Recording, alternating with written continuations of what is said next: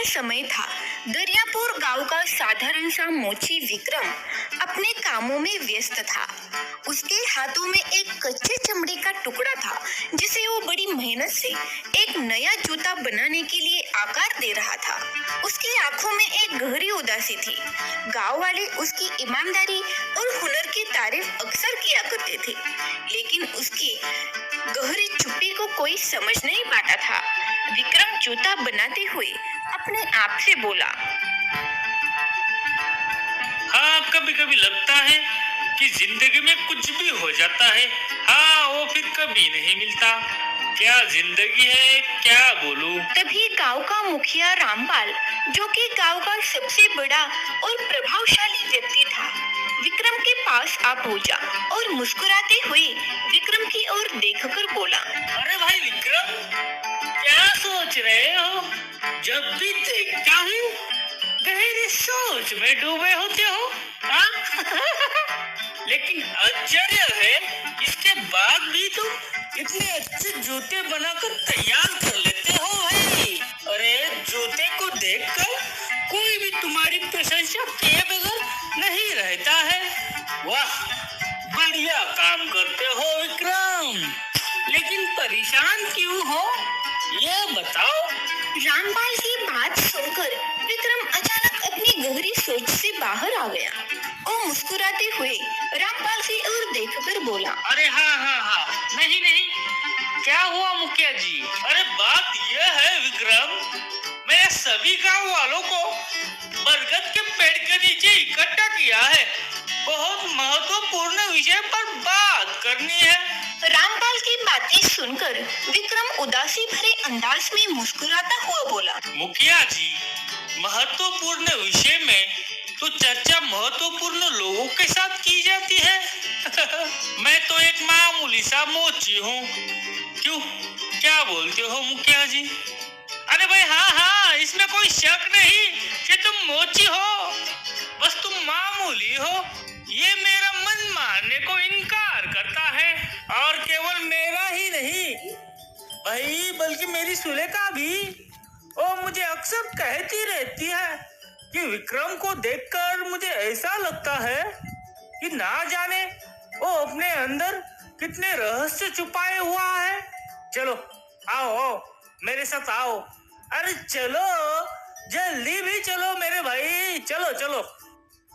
विक्रम मोची मुखिया की बातों का इनकार नहीं कर सकता था। हालांकि वह जाना नहीं चाहता था, लेकिन फिर भी वह उठकर खड़ा हो गया और मुखिया के साथ पुराने बरगद के पेड़ के नजदीक जा पहुंचा। कुछ गांव वाले वहां इकट्ठे थे। उनके चेहरे पर चिंता और गुस्सा साफ नजर आ रहा था। मुखिया रामपाल अपने चुप्पी को तोड़ते हुए सभी की ओर देखकर बोला, गाँव वालों, हमारे मंदिर में रखा प्राचीन ग्रंथ चोरी हो चुका है और यह बहुत गंभीर अपराध है। हाँ, अब हमें इसका कारण पता लगाना ही होगा। तभी मुखिया की बेटी सुलेखा, जो एक साहसी और समझदार लड़की थी, विक्रम की ओर देखकर बोली, क्या आपको इस घटना के बारे में कुछ पता है? आप इतने चुप क्यों रहते हो? अरे हर चीज का जवाब जल्दबाजी में नहीं मिलता, थोड़ी शांति रखो सुलेखा।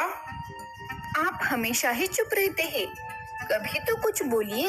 सुलेखा के शब्द में एक अजीब सा दबाव था, लेकिन विक्रम ने उसे नजरअंदाज कर दिया। तभी रामपाल मुखिया जी फिर बोले, अब तुम सब मेरी बात ध्यान से सुनो। मंदिर में जो प्राचीन ग्रंथ था, जो चोरी हो गया है और गायब हो गया है, वो कोई साधारण ग्रंथ नहीं था। उस ग्रंथ में काली विद्याओं के बारे में महत्वपूर्ण जानकारी लिखी हुई थी। यहाँ तक कि दूसरे संसार में रहने वाले राक्षसों को इस संसार में बुलाने के लिए और उन्हें सिद्ध करने के लिए मंत्र भी लिखे हुए थे। जरूर उसे किसी ने बहुत ही गलत मकसद के लिए चुराया है।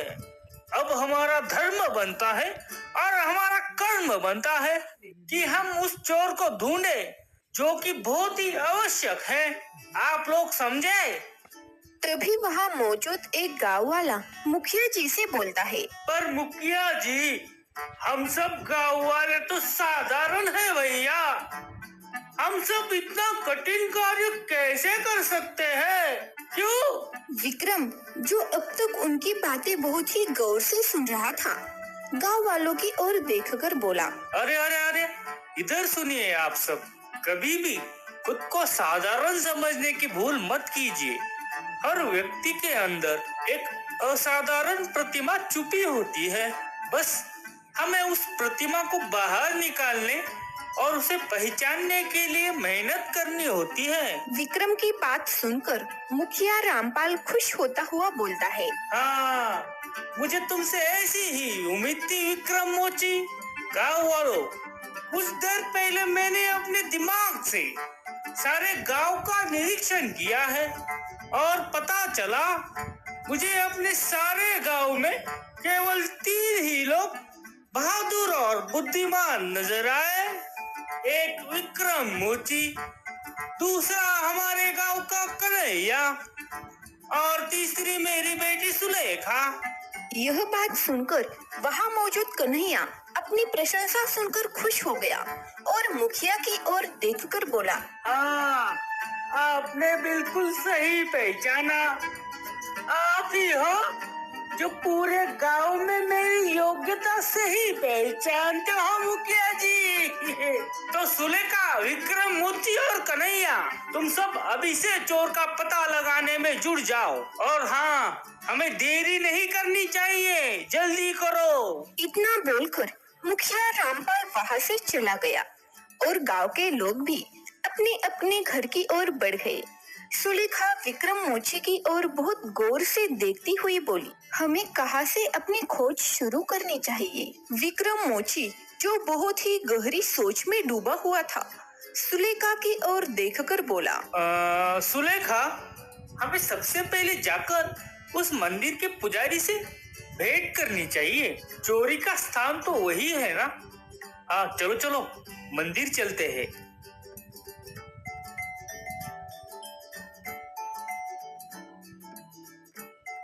कुछ ही देर में सुलेखा, कन्हैया और विक्रम मोची गांव से कुछ दूर एक मंदिर में खड़े हुए थे। मंदिर का पुजारी डरा हुआ तीनों के सामने खड़ा हुआ था। विक्रम पुजारी की ओर देखकर बोला, पुजारी जी, तो एक बात बताइए, कल रात इसी मंदिर में से वो प्राचीन ग्रंथ गायब हुआ था ना? हाँ, वो प्राचीन ग्रंथ कई वर्षों से इसी मंदिर के कोठरी में संभाल के रखा था। उस कोठरी के बाहर का दरवाजा भी कई वर्षों से बंद था, लेकिन कल रात अचानक खटर पटर की आवाज से मेरी नींद खुल गई। वो आवाज कोठरी के अंदर से आ रही थी। मैं जैसे ही कोठरी के नजदीक पहुंचा तो मैंने देखा कि कोठरी का दरवाजा वो टूटा हुआ था। तब कोठरी के अंदर एक नकाबपोश प्राचीन ग्रंथ को हाथ में उठाए अचानक मेरे सामने आ गया। यह सुनकर कन्हैया बुरी तरह से क्रोधित होता हुआ बोला, अरे पुजारी जी, तो आपने उसे रोकने की कोशिश क्यों नहीं की? अरे मेरी पूरी बात तो सुनो। उसके हाथों में तलवार थी, तलवार। उस चोर ने मुझे धमकी दी थी, अगर मैंने मंदिर के बाहर जाने की कोशिश की तो मेरी गर्दन धड़ से अलग कर देगा। पुजारी की बात सुनकर विक्रम पुजारी की ओर बहुत ही गौर से देखने लगा। कुछ देर बाद विक्रम सुलेखा और कन्हैया की ओर देखकर बोला, चलो उस कोठरी को देखकर आते हैं। विक्रम सुलेखा और कन्हैया के साथ मंदिर के अंदर बनी हुई कोठरी में चला गया। तिजोरी का दरवाजा खुला हुआ था, मगर बीच में से हल्का सा टूटा हुआ था।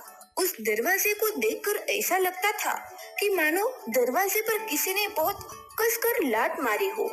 कुछ देर बाद विक्रम सुलेखा और कन्हैया के साथ कोठरी से बाहर निकलकर आया और पुजारी से बोला, तो पुजारी जी देखिए, ये मंदिर थोड़ा ऊंचाई पर है, तो आपने कम से कम ये तो देखा होगा कि वो चोर वो प्राचीन ग्रंथ किस दिशा की ओर ले गया है, क्योंकि जाहिर सी बात है कि वो गांव की दिशा की ओर नहीं जा सकता, क्योंकि वो गांव की दिशा की ओर भागता तो वो मुझे अवश्य दिखाई दे जाता उस तरफ, और घोड़े पर था।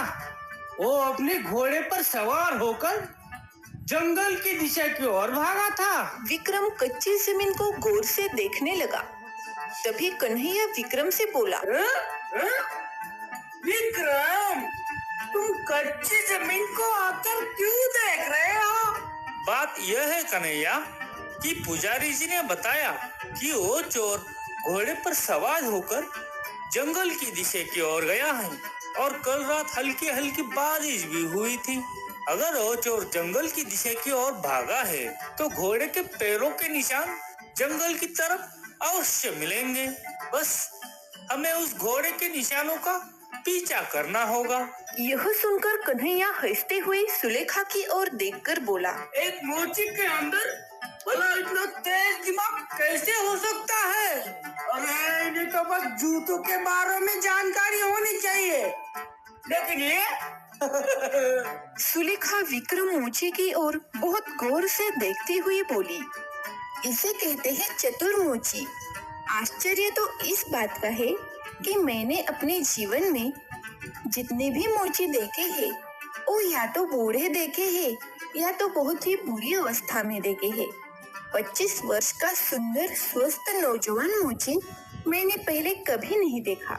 सुलेखा की बात सुनकर विक्रम मोची सुलेखा की ओर बहुत गौर से देखने लगा, मगर विक्रम मोची ने सुलेखा की बात का कोई जवाब नहीं दिया और फिर से जमीन की ओर देखने लगा।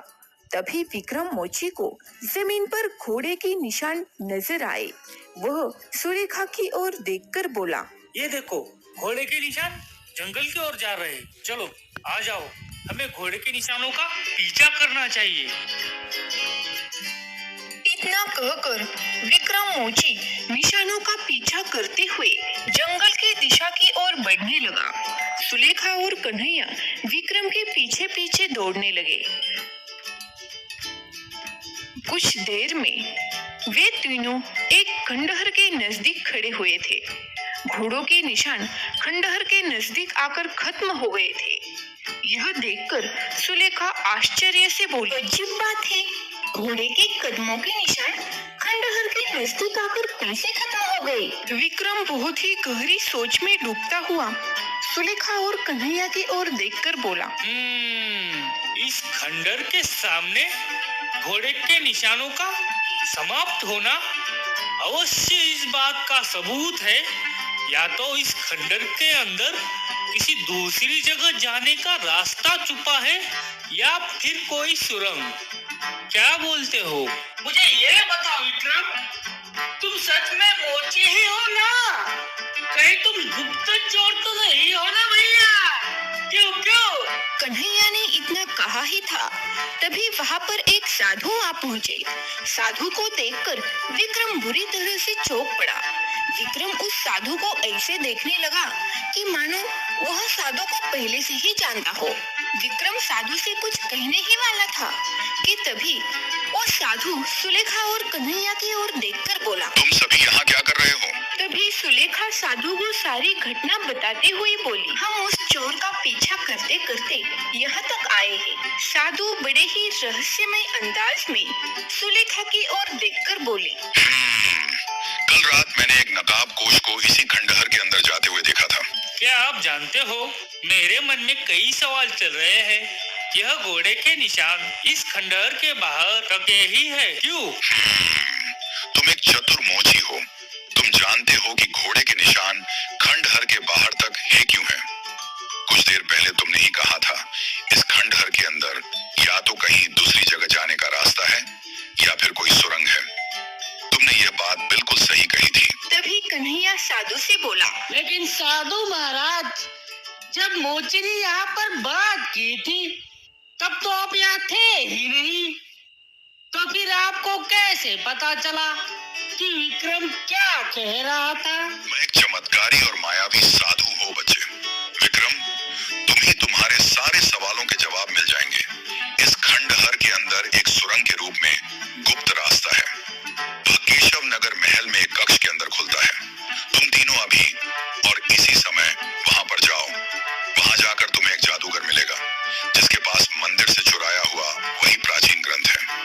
जादूगर इस प्राचीन ग्रंथ में से कुछ विचित्र मंत्र पढ़कर बहुत ही खास किस्मत की काली प्रक्रिया कर रहा है। तुम्हें किसी भी हाल में उसे रोकना होगा। जल्दी करो, जल्दी जाओ। ये सब तो ठीक है साधु बाबा, लेकिन हम उसे रोकेंगे कैसे? तभी साधु ने अपनी झोली से एक अभिमंत्रित सिंदूर निकालकर विक्रम को पकड़ाते हुए बोला, जब तुम वहां तक पहुंचोगे तब तुम उस जादूगर से बगैर बात किए हुए इस अभिमंत्रित सिंदूर को उसके शरीर के ऊपर फेंक देना। ऐसा करते हैं उसके शरीर में आग लग जाएगी और वह जलकर भस्म हो जाएगा, और ऐसा होते ही तुम्हारे सामने असली गद्दार आ जाएगा। इतना बोलकर विक्रम उस राष्ट्र की ओर बढ़ने लगा। सुलेखा और कन्हैया विक्रम के पीछे पीछे सावधानी पूर्वक अंदर चलने लगे। वे काफी देर तक ऐसे ही पैदल चलते रहे। चलते चलते वे तीनों एक बहुत ही पुराने दरवाजे के सामने खड़े थे। वो दरवाजा थोड़ा खुला हुआ था। तभी विक्रम बोला, इस दरवाजे के दूसरी तरफ ही हमारी मंजिल है। चलो, हमें जल्दी से जाकर उसे रोकना चाहिए। वे तीनों दरवाजे के अंदर चले गए। वहाँ एक बहुत ही खतरनाक इंसान लकड़ियां जलाए हुए बैठा हुआ मंत्र पढ़ रहा था। उसके सामने वही प्राचीन ग्रंथ रखा हुआ था। अचानक वह व्यक्ति विक्रम की ओर देखकर बोला, अरे तुम यहाँ कैसे? तुम तो मर गए थे राजा विक्रम। यह सुनकर कन्हैया और सुलेखा पूरी तरह से चौंक गए और विक्रम की ओर देखने लगे। विक्रम खुशी से उस व्यक्ति की ओर देखकर बोला, लगता है तुम वही जादूगर हो जिसके बारे में मुझे राजगुरु ने बताया था। क्यों? तभी विक्रम ने साधु का दिया वो सिंदूर उस व्यक्ति के ऊपर फेंक दिया। ऐसा करते ही उसके शरीर में आग लग गई और वह बुरी तरह से जल गया। कुछ देर में उस कक्ष का दूसरा दरवाजा खुल गया और एक व्यक्ति सैनिकों के साथ उस कक्ष में आ पहुंचा। विक्रम उस व्यक्ति को देखकर आश्चर्य से बोला, मंत्री जगन्नाथ, तुम ही हो असली गद्दार। क्यों? विक्रम ने इतना कहा ही था कि तभी रंग बिरंगी किरणों के साथ वही साधु वहां प्रकट हो गए। यह देखकर सुलेखा और कन्हैया की आंखें आश्चर्य से फटी की फटी रह गई। मंत्री जगन्नाथ इस दृश्य को देखकर क्रोधित अवस्था में बोला, समझ गया राजगुरु, समझ गया। तुम्हारे गायब होने का भी रहस्य समझ गया और राजा विक्रम के गायब होने का भी रहस्य समझ गया। अब मैं समझ गया, मुझसे झूठ बोला गया था कि राजा विक्रम डर की वजह से जंगल की ओर भाग गया है और एक शेर का शिकार बनकर मारा गया है। कौन हो तुम और मंत्री जगन्नाथ साधु महाराज को राजगुरु कहकर क्यों संबोधित कर रहे हैं? आखिर ये सब क्या रहस्य है? मैं कोई मोची नहीं सुलेखा, बल्कि केशवनगर राज्य का राजा विक्रम सिंह हूँ, जो छुपकर मोची बनकर अपना जीवन व्यतीत कर रहा था। तभी राजगुरु सुलेखा की ओर देखकर बोले, और मैं एक साधु भी हूँ और इस महल का राजगुरु भी हूँ। मैं तुम्हें बताता हूँ कि जिस कक्ष में तुम खड़ी हो, वो कक्षा राजा विक्रम और उसकी पत्नी का था। कुछ वर्ष पहले की बात है कि राजा विक्रम अपने पत्नी के साथ अपने कक्ष में गहरी नींद में सो रहे थे। महाराज की पत्नी रानी रुक्मणी गर्भवती थी। महाराज जब सोकर उठे तो रानी रुक्मणी गायब थी। महाराज ने पूरे महल में रानी रुक्मणी की तलाश की, मगर रानी रुक्मणी का कुछ पता नहीं चला और शाम को रानी रुक्मणी की लाश बड़ी ही खतरनाक अवस्था में जंगल में मिली। उनका पेट फटा हुआ था और महारानी रुक्मणी की पेट से अधजन्मा बच्चा दिया गया था। तभी मैं समझ गया कि महारानी के ऊपर कोई काली तंत्र प्रक्रिया की गई है। मैंने अपने जादुई तंत्र विद्या से पता किया कि इस तरह की तंत्र किया केवल दूसरे देश में रहने वाला एक जादूगर ही कर सकता है। बस उसके बाद मुझे मंत्री जगन्नाथ पर शक हुआ, परंतु उसके खिलाफ कोई सबूत नहीं था। तब मैंने महाराज से सूचित किया कि आपको महल से कहीं दूर जाना चाहिए और अपना जीवन एक मजदूर या साधारण मोची बनकर व्यतीत करना चाहिए। जब तक असली अपराधी खुलकर सामने न आए तब तक। लेकिन ये बात समझ में नहीं आ रही, मंत्री जगन्नाथ ने उस जादूगर को क्यों बुलाया होगा? अरे वो अमर होना चाहता था महाराज। महाराज, और उसने अमृता प्राप्त करने के लिए उस जादूगर को यहाँ पर बुलाया। जादूगर ने मंत्री जगन्नाथ से कहा, अगर राजा की गर्भवती पत्नी का गर्भ निकालकर शैतान की बलि चढ़ा दी जाए तो शैतान प्रसन्न हो जाएगा, और उसके बाद उसी गर्भवती पत्नी के पति राजा के भी बलि चढ़ा दी जाए तो शैतान उसे अमर बना सकता है। महाराज, जब आप महल से गायब हो गए तब मंत्री जगन्नाथ की योजना पर पानी फिर गया, इसलिए उसने मंदिर के अंदर रखी हुई वह प्राचीन किताब चुरवाई।